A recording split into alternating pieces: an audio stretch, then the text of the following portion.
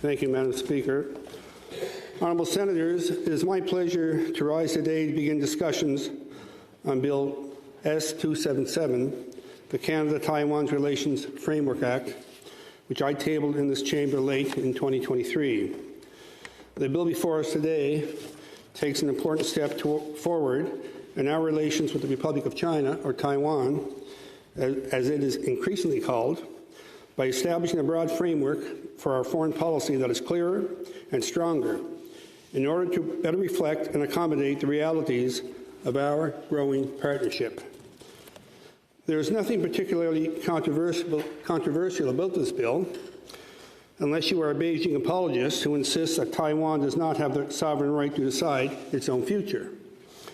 But Taiwan's existence as a self-made, independent, self-governing, and democratic nation has long been self-evident. This is a reality that should be embraced by all democratic countries and freedom-loving people. Taiwan is a free country that should remain free to choose its own future and to choose its own government. Hear, hear. Canada has a mutually beneficial economic relationship with Taiwan that is steadily growing.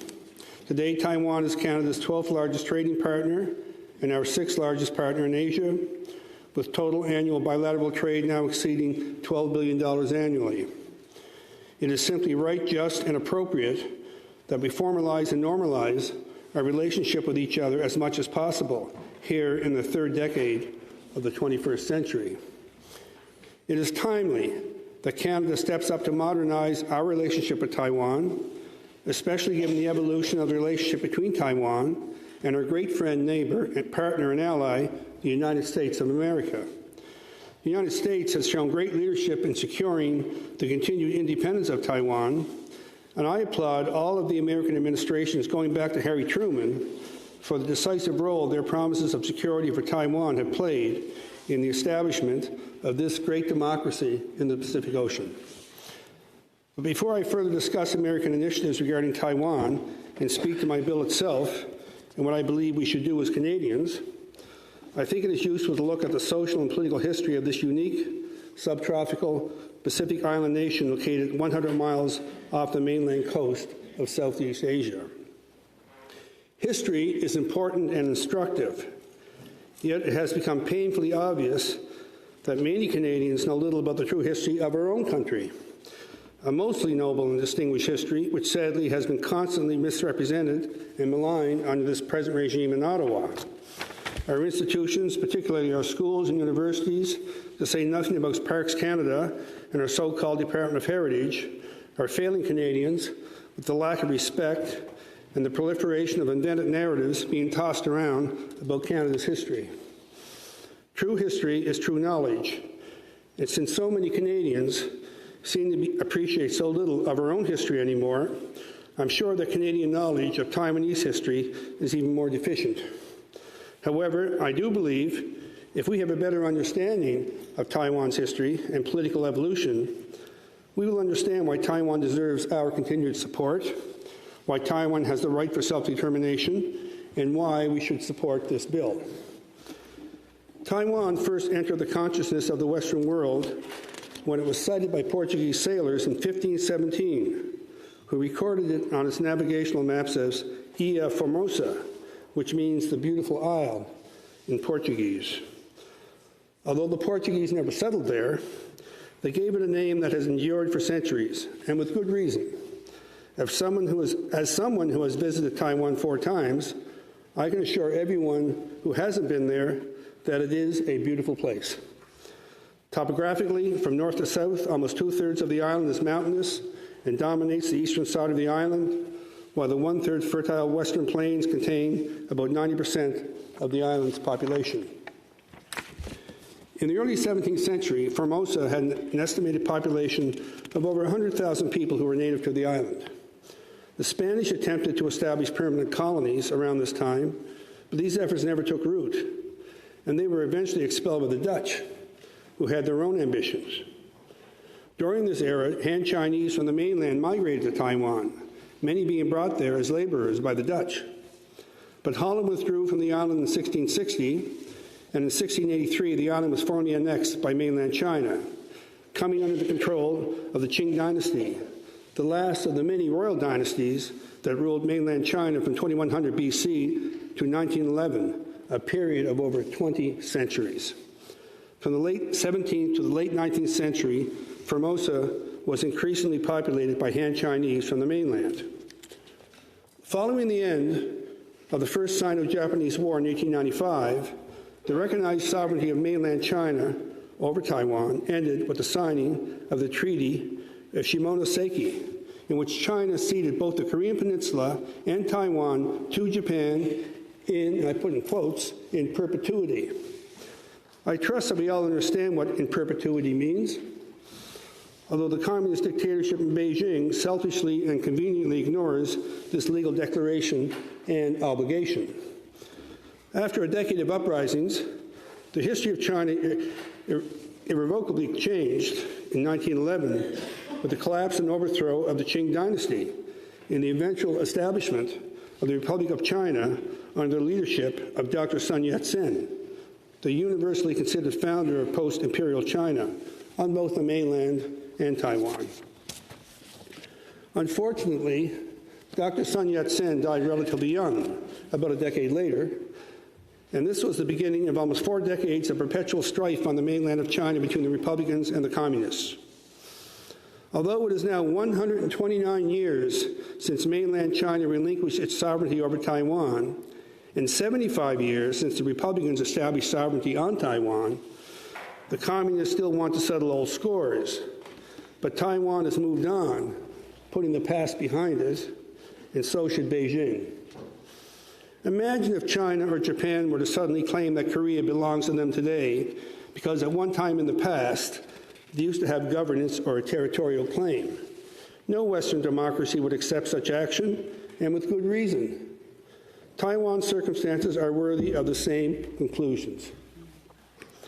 Remember that from 1895 to 1945, Taiwan was legally Japanese territory with Japanese law, Japanese schools, and Japanese governance dominating the island during this period. Over this time, Japan increasingly attempted to create a Japanese society, but with little effect overall. Following the end of World War II, the Republican Chinese government seized control of Taiwan and declared it to be a province of the mainland. But Taiwan had been sovereign Japanese territory since 1895. It was not a place conquered through imperial Japanese expansion during World War II. Consequently, the claim of sovereignty over Taiwan made by mainland China was never supported in international law by its allies, regardless of what political forces oversaw the government of mainland China in the early post-war period between 1945 and 1950. Unfortunately, the end of World War II in Southeast Asia also meant the resumption of the civil war in China between the anti-communist forces of the Kuomintang under General Chiang and the communists under Mao, culminating in the nationalist government's removal of Taiwan in 1949 and the establishment of the communist dictatorship on the mainland. In 1950, the Korean War began, and Korea ended up divided, primarily because of Beijing's support of the communists in North Korea. Canadians fought and died in that war to save freedom in Korea, just as we did in Hong Kong. If any of you in this chamber get to visit Korea, I urge you to visit the United Nations war graves in Busan, where the Canadian war dead are buried. It is a magnificent oasis in the middle of that great and busy port city. And the respect that Koreans have for the sacrifices that others made on their behalf is quite evident. Perhaps the memory of Canada's role in that war is fading after 70 years, but I can assure you the Koreans do not forget our sacrifice. That's right. The Southeast Asia that exists today is very much a creation of that 4-year period between the communist takeover of China in 1949 and the end of the Korean War in 1953. We still have a family-owned rogue state in North Korea and a communist dictatorship in Beijing, both police states that love to threaten, bully, and intimidate, and whether it's their own citizens or other countries seems to matter little or not at all to either of these dictatorships. During Mao's reign of terror, it is estimated that between 40 and 80 million people died due to starvation, mass executions, and forced prison labor. The murder of more millions in North Korea through similar means is well documented as well. So what else has transpired in this region of the globe in the past 3/4 of a century? Well, in 1952, the Beijing dictatorship also sent their troops into Tibet and annexed the country against the wishes of the Tibetan people. Although the communists still referred to it as an autonomous region, in 1959 it abolished the Tibetan government entirely. This reminds one of the conduct of the world witness in the late 1930s before the invasion of Poland, when troops marched into Austria and Czechoslovakia and annexed these independent nations. It was wrong then, and it was wrong in 1952 in Tibet, and it is still wrong today. Mao's communists destroyed over 6,000 monasteries during Mao's Great Leap Forward, devastating Tibet's magnificent cultural and architectural heritage, with almost 1 million Tibetans liquidated in the process. They probably would have destroyed most of their own cultural treasures as well, except the nationalists had the foresight to remove them to Taiwan in 1949, where they are permanently on rotational display at the National Taiwan Museum, a must-see for any first-time visitor to Taiwan. Also, in 1952, the Treaty of San Francisco ended the Allied occupation of post-war Japan and returned complete control and sovereignty to the people and government of Japan. Importantly, in this treaty, Japan renounced any legal claim it had to Taiwan. Thus, when they renounced it, Taiwan just happened to be on its own for 3 years, an orphan child of a country. But they've been on their own for almost 75 years now, and that orphan child is all grown up. Other significant political changes occurred in the 1990s with the British colony of Hong Kong and the Portuguese colony of Macau being transferred to the control of Beijing under the one country, two systems formula, through which the communists promised strong degrees of autonomy for these two successful and prosperous colonies. Subsequent developments, particularly in Hong Kong, have exposed the duplicity and insincerity inherent when dealing with the communist dictatorship under its present leadership. The promise of a more reasonable Beijing, as represented by Deng Xiaoping and Zhao Jiang in the 1980s, has been lost, replaced by mean-spirited and oppressive authoritarianism. Isn't it telling that Beijing expected the United Kingdom and Portugal to uphold treaty obligations in regard to Hong Kong and Macau, yet refused to honor their own promises? Communist Beijing has no honor. However, Taiwan, South Korea, and Japan have all exhibited a magnificent social, economic, and political transformation since the early 1950s. None of these countries had democratic roots. Indeed, both Korea and Taiwan were for centuries squeezed between the ambitions of Imperial China and Imperial Japan. But all three have evolved into modern, prosperous first world nations with dynamic economies and high standards of living. They are great friends and allies of the Western world. In fact, they are all integral parts of the Western world. These three nations are free and prosperous, an archipelago of democracy just beyond the mainland that contains communist China, North Korea, and Russia. In a part of the world where freedom is still denied to so many, they stand out as an example of what can be accomplished when democratic values are sincerely pursued and embraced. Freedom House, the American nonprofit organization founded in 1941 under the honorary chairmanships of Republican Wendell Willkie and Democrat Eleanor Roosevelt, is best known for its political advocacy, assessing issues of democracy, political freedom, and human rights. It was founded on the core conviction that freedom flourishes in democratic nations where governments are accountable to its people. According to its reputable rating system, Taiwan scores 94 out of 100 on the freedom scale. That is on par with Canada and Japan, and is actually higher than the United States and much of Europe. Russia, by contrast, scored 13 out of 100. Communist China scored 9 out of 100, and North Korea scored 3 out of 100. Before I go further, I want to take a moment to mention that in my speech today, when discussing mainland China's attitude towards Taiwan, I am making a conscious and deliberate reference to the actions of the authoritarian powers in Beijing, the Chinese Communist Party and its leadership, and not to the Chinese people in general. It has nothing to do with the people of this great and ancient civilization who find themselves trapped inside their own country by this monolithic dictatorship in Beijing.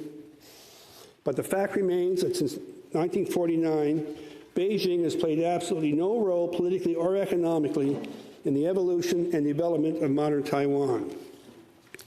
Regional suzerainty over Taiwan should be understood as something best in the history books, a circumstance rapidly and rightfully disappearing in the rearview mirror.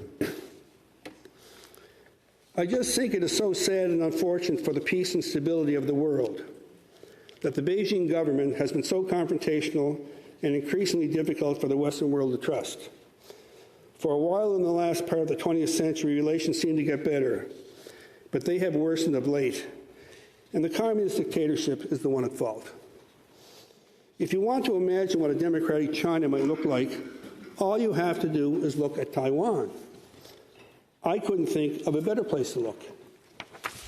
Modern Taiwan today is about 96% Han Chinese, interestingly making it ethnically more Chinese than mainland China itself, which is just over 91% Han Chinese and much more culturally diverse.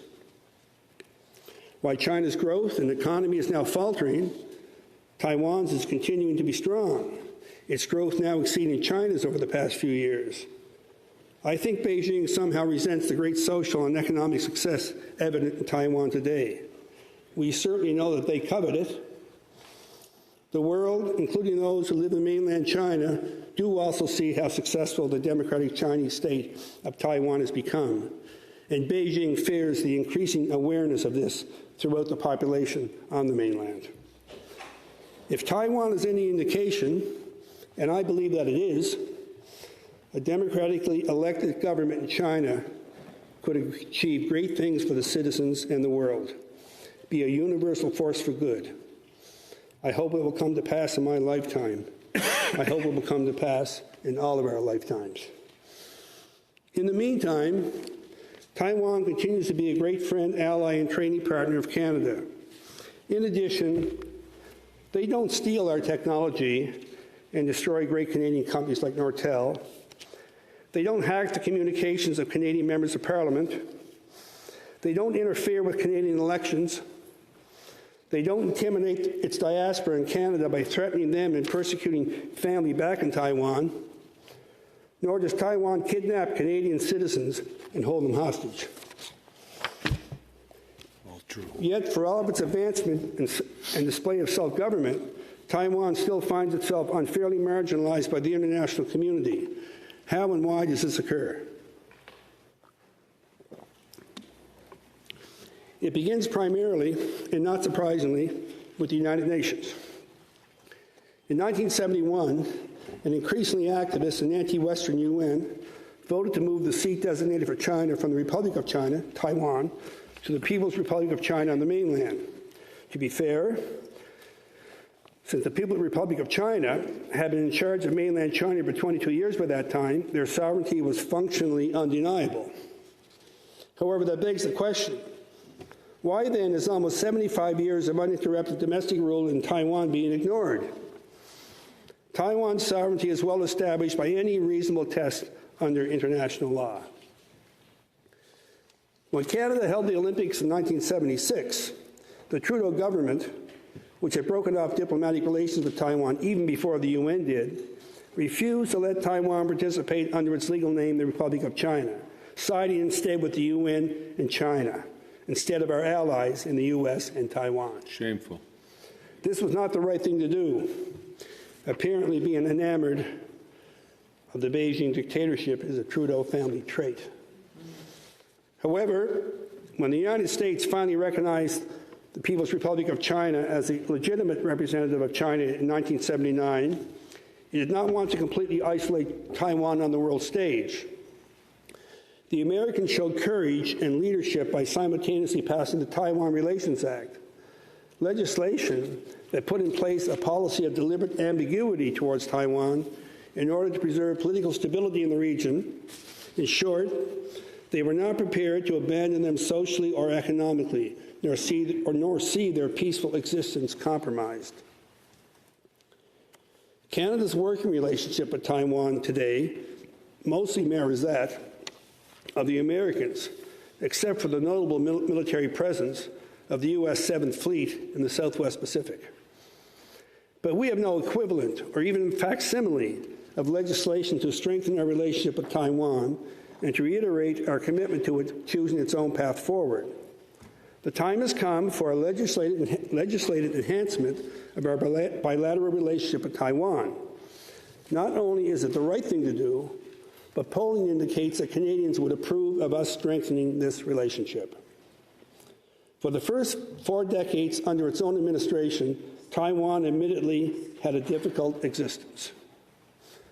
It was a one-party state under martial law, and I don't minimize the excesses of the state during that era, nor excuse them or pretend that they did not exist.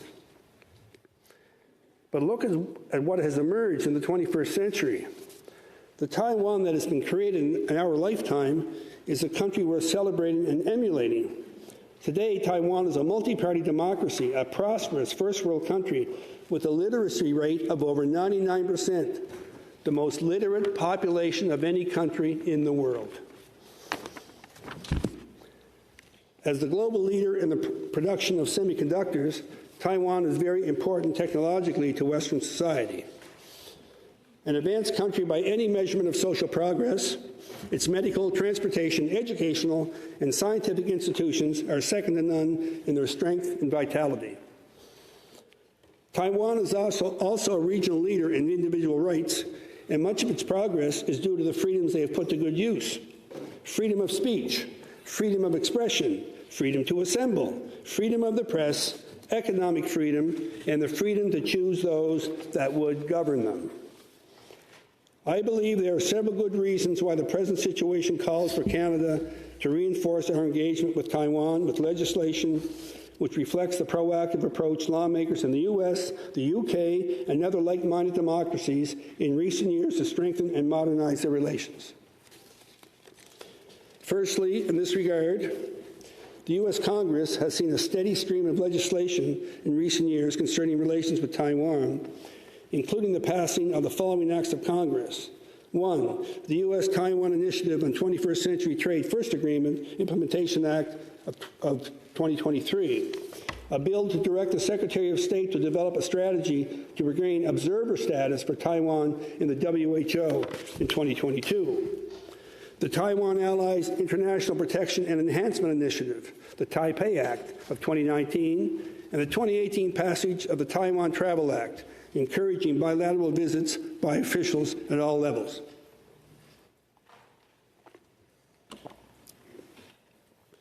Many other initiatives have been undertaken or are currently under review by Congress, including the Taiwan Conflict Deterrence Act of 2023, the Protect Taiwan Act of 2023, which has passed the House, the Taiwan Non-Discrimination Act of 2023, including their inclusion in the IMF, which has passed the House, a bill to amend the Taiwan Assurance Act, which has passed the House, and the Taiwan International Solidarity Act of 2023, which has also passed the U.S. House.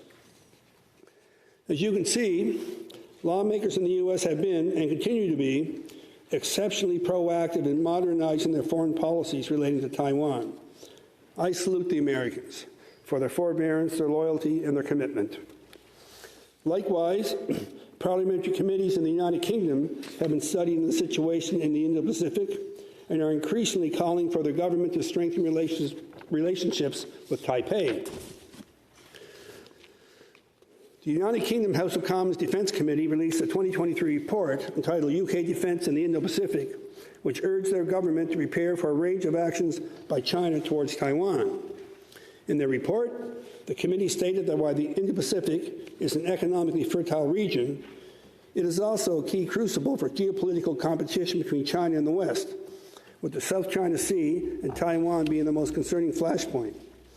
The report states, and I quote, It appears that China intends to confront Taiwan, whether by direct military action or gray zone attacks, in the coming years. Any conflict in Taiwan will have formidable consequences across the globe and risks the international rules-based order, end quote. Similarly, the UK House of Commons Foreign Affairs Committee also released a report in 2023 providing significant attention to UK-Taiwan relations. The report, entitled Tilting Horizons, the Integrated Review of the Indo-Pacific States. The emphasis placed on Taiwan by our committee reflects our resolute belief in the importance of protecting the right to self-determination and to choose your own government, free from threat or coercion. The report went on to proclaim, Taiwan is already an independent country under the name of Republic of China. Taiwan possesses all the qualifications for statehood, including a permanent population, a defined territory, government, and the capacity to enter into relations with other states. It is only lacking greater international recognition, end quote. The report also provided an extensive list of recommendations, including the government should support inward and outward ministerial visits to Taiwan, that the UK campaign for Taiwan to be admitted to the Comprehensive and Progressive Agreement for Trans-Pacific Partnership be supported, better known as the CPTPP. That there be a better understanding that the UK's One China policy, like Canada's, is not the same as China's One China principle, an acknowledgement that would prevent policymakers from acting overcautiously when it comes to interacting with Taiwanese officials. That the UK should strengthen its existing cooperation with Taiwan. That the UK should pursue effective policy of deterrence, diplomacy, to contribute to the protection of the right to self-determination of the people of Taiwan. That the UK should promote further investment with Taiwan's industries, and that the UK should press for Taiwan's inclusion in international bodies, including the World Health Organization, the Organization for Economic Cooperation and Development, the International Energy Agency, and the Comprehensive and Progressive Agreement for Trans-Pacific Partnership for the benefit of all countries. I provide you with these recent initiatives undertaken by lawmakers in the U.S. and the U.K. as an example of the proactive efforts being undertaken around the world by like-minded democracies to strengthen and modernize relations with Taiwan. The Americans continue to show great leadership on Taiwan, and our approach should be as supportive as possible. I submit to you, colleagues, that Bill S-277 is consistent with these efforts of maintaining and enhancing a mutually beneficial relationship. Another further reason to reinforce our engagement with Taiwan is Canada's valuable bilateral trade relationship with Taiwan, the growth of which would benefit both of our countries. I can also attest that during my visits to Taiwan, I see Canadian values reflected in Taiwanese society. And I believe most Canadians would feel the same way once they spent some time in that country. It is such a great country. Taipei, the capital, is one of the safest big cities in the world, a very welcoming and comfortable place to experience. I always felt a real connection to that country when I'm there. They treat their friends and allies well, and the Taiwanese appreciate their friends. Sadly, the increasingly provocative conduct of Beijing towards Taiwan, including military intimidation, is uncalled for, but dictates that those who want peace and stability in the region should send the signal that Taiwan does not stand alone in the world. The creation and militarization of artificial islands in the region and the overt displays of military exercises near Taiwan, including the deliberate crossing of the median line of the Taiwan Strait, are clear examples of the diplomatic provocations by the communist dictatorship that have become far too common in recent years. Taiwan is constantly being intimidated, but it's clear that Taiwan is not going away. Their people are courageous and resilient and are determined to choose their own future, but they need and deserve the support of their friends. But the reality is that our current bilateral relationship does not foster the full potential of this partnership. It does not accommodate the realities of the current relations that we and much of the modern Western democracies share with Taiwan. That's why Bill S-277 offers plain, direct language and codifying the Government of Canada's policy to preserve and promote close relations between the people of Canada and the people of Taiwan, encompassing economic, cultural, and legal affairs. I should note again that this bill is by no means a radical document. It does not call for the recognition of Taiwan as a sovereign state, nor does it alter the status quo in our relations with Beijing. So the bill is consistent with Canada's One China policy. The bill explicitly states that Canada is to conduct its foreign relations on the basis that peace and stability in the Indo-Pacific region are in the political, security, and economic interest of Canada and are matters of international concern. Peace and stability are in everyone's interest. The status quo is best protected by making sure the relationship with Taiwan is strong and durable, and that Taiwan's independence is respected and defended.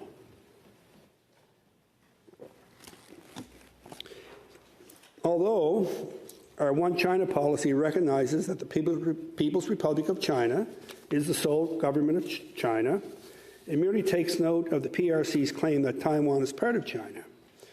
It does not accept or endorse Beijing's position, nor do our closest allies. This has always been our position. It must remain so. As Global Affairs Canada officials have testified in parliamentary committees, our One China policy is deliberately flexible and strategically ambiguous to allow for continued unofficial relations, trade, and investment with the people of Taiwan. But nonetheless, I believe that our foreign policy must recognize the evolved reality that Taiwan has become one of our fastest-growing trading partners, is among the largest economies in the world, and is an ally of significant strategic proportion to Canada and our allies in the Indo-Pacific region. We are overdue for a foreign policy that is clear in expressing support for our allies, especially when faced with such overt displays of intimidation and coercion. I am not going to venture further into extensive comment on Beijing's position on Taiwan. That is not the focus of this bill. But it must be recognized that they have openly stated they will not rule out the use of force to reunify or annex Taiwan. It is essential that the democratic West treats these lawless threats as unnecessary and unacceptable provocations. Honorable Senators, the self-determination of a nation is not a matter of subjective opinion. It is a right and a core principle of international law. It is recognized in Article 1 of the UN Charter. And although Canada and much of the international community have not recognized Taiwan as a sovereign state, surely we must accept and support their right to self-determination.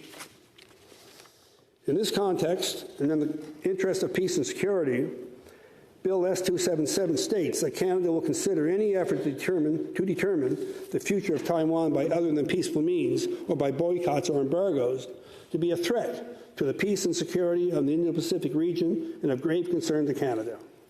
Furthermore, although Taiwan already regularly partners with allies such as the United States and Canada in security operations, the bill proposes that Canada will continue to promote meaningful security and defense cooperation between Canada and Taiwan, including by supporting Taiwan's participation in regional security dialogues and military exercises.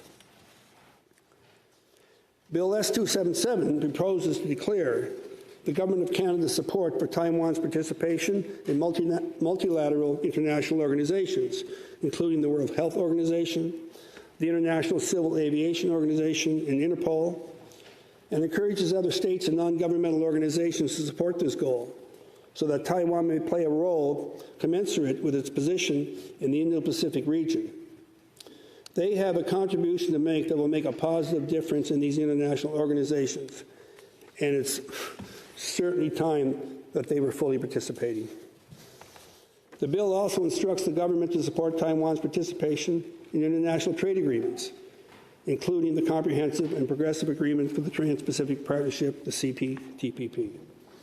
Finally, the bill offers additional provisions for the purposes of furthering international cooperation between Canada and Taiwan, including an exemption for the President or senior government officials of Taiwan from the requirement to obtain a visa when the primary purpose of their visit to Canada is not official.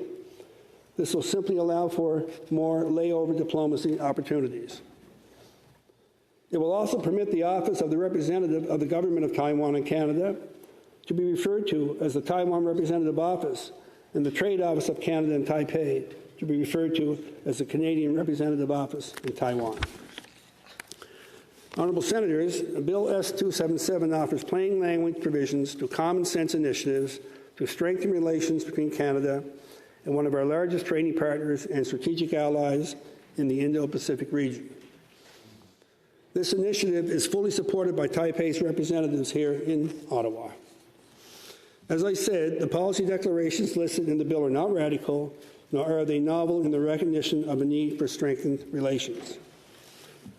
In addition to the aforementioned efforts in other like-minded democracies, in March of 2023, our House of Commons Special Committee on the Canada People's Republic of China relationship released an interim report entitled Canada and Taiwan, a strong relationship in turbulent times.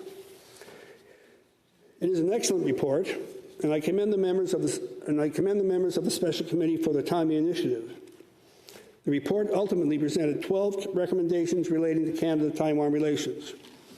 The report states, the PRC's recent aggression towards Taiwan is a stark reminder that the peaceful status quo between Taiwan and the PRC remains precarious. It concludes that enhanced engagement by Canada with Taiwan is important in the face of this increased aggression from the PRC and to ensure that peace and stability remains. In the interest of time, I won't list every recommendation, but among its findings, the Special Committee recommended, and I quote, that the Government of Canada offer and declare its clear and unwavering commitment that the future of Taiwan must only be the decision of the people of Taiwan. Additionally, the report calls for the government to support increased engagement between Canada and Taiwan by encouraging visits by parliamentary delegations. It also recommends, 1, that the Government of Canada strongly considers the benefits of diplomatic visits to Taiwan. 2, that the Government of Canada engage with allies to further opportunities for Taiwan's meaningful participation in multilateral organizations. 3, that the Government of Taiwan seek to learn from Taiwan's experience in addressing disinformation and foreign interference. 4, that the Government of Canada explore opportunities to collaborate with Taiwan's semiconductor industry to enhance innovation in Canada. 5, that Global Affairs Canada work to advance Canada's role as a key supplier of critical minerals to like-minded partners, including Taiwan's. That the Government of Canada prioritize the assessment of Taiwan's application to join the CPTPP. The report also recommended the Government of Canada work with its allies, including the G7, to indicate support for the peaceful status quo in the Taiwan Strait and to consider adopting best practices to cooperate with Taiwan on peace and security issues. And that the Government of Canada, in response to military exercises in the Taiwan Strait, publicly call on the PRC to refrain from escalating its military threats. So the proposals in this bill are by no means novel or unreasonable. They parallel in many ways the recommendations of a parliamentary committee, a committee that heard from many experts in the field. I would suggest that the policy initiatives in this bill are consistent with the values of this country. The bill is consistent with and builds upon Canada's Indo-Pacific strategy, which states that Canada should continue to work with our partners to push back against any unilateral actions that threaten peace and stability in the Taiwan Strait, and that Canada should grow its economic and people-to-people ties with Taiwan by supporting its resilience. Colleagues, I entered the Senate of Canada over 15 years ago. My first year here, I attended the National Day celebration hosted by the Taipei Economic and Cultural Office here on the Hill. The room was three-quarters empty. In the subsequent years, more and more attended, with more and more commitment to Taiwan increasingly evident. This year, the event was packed with parliamentarians from all political walks of life and guests enthusiastically supporting Taiwan. As a senator dedicated to the promotion of freedom and democratic principles around the world, it was a wonderful sight to see. Canadians still prefer to have a positive and mutually beneficial relationship with the government of Beijing if they show the willingness to do so. But they can't be telling us who our friends are. That is for us alone to determine. And no one in Canada is saying that Taiwan and the mainland cannot be one country. We just believe that it is up for the Taiwanese to decide. Last October, I had the privilege of leading a delegation of senators to Taiwan. Although it was not my first visit, it was for my accompanying Senate colleagues, and they were unquestionably both moved and impressed with what they witnessed and experienced. We had great meetings for almost a week. We finished up with a great working dinner and discussion with the Foreign Minister, Joseph Wu, and of course the highlight of our visit, an hour audience with Madam President Tsai Ing-wen at the presidential office. I know my colleagues who attended would agree it was a wonderful exchange we had with the President, and she wanted us to express to all Canadians how much our friendship is valued by the people in the Republic of China. I also had the privilege to present a copy of this bill as a personal token to the President during our audience. Honourable Senators, it matters if the Parliament of Canada, through a bill such as this, were to endorse a declaration for strengthening relations between the people of Canada and the people of Taiwan. It matters to the people of Taiwan, and it matters to Canadians. For this bill is as much about Canada as it is about Taiwan, about how we see ourselves as an ally, as a friend, and as a nation that cares about its friends. I urge you to give this bill serious consideration. I believe it presents a framework that is consistent with findings from a parliamentary committee, is consistent with our Indo-Pacific strategy, and remains consistent with our One China policy. Canada should always stand to uphold values respecting human rights and democratic principles, and our foreign policy should reflect that we openly and unequivocally stand with like-minded democracies, especially those being unfairly threatened and intimidated. Taiwan survived a painful birth and childhood as a nation. From 1971 onwards, it was abandoned and marginalized by much of the international community. But the people of Taiwan endured, despite the obstacles set before them. Practically left on their own, they nonetheless created a prosperous, democratic, first world nation where the rule of law is paramount and democratic freedoms are deeply entrenched.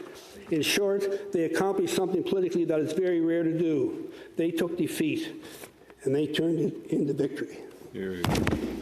Freedom-loving people everywhere apply their success. It is incumbent upon Canada to help ensure, to the best of our realistic possibilities, that these free, democratic, and self-determined people remain free and independent. Taiwan needs our support. Taiwan deserves our support. And I encourage all my colleagues to support sending this bill to committee as soon as possible. Thank you for your time so late at night for this and your attention to this complex but very important matter. Thank you.